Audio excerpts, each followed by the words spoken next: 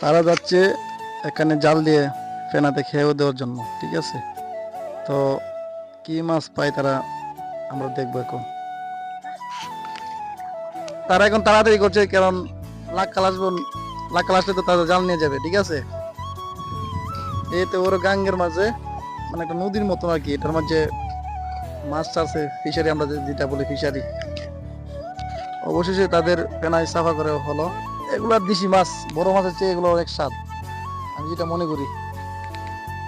এই ছোট মাছ মারলেও লাক্কালে কি করে বুঝিয়া জাল নিয়ে যায়, কিন্তু তারা ছাড়ছে বড় মাছ, এই ছোট মাছ মারলেও জাল নিয়ে যায়। তাই তারা লুকিয়ে লুকিয়ে মাছগুলো মারছে। মাছগুলো কিন্তু অনেক সুন্দর, মাছগুলোর দিকে তো আমার নেওয়ার মন যেতেছে। তোমরা কি দিবা আমাকে এই মাছগুলা?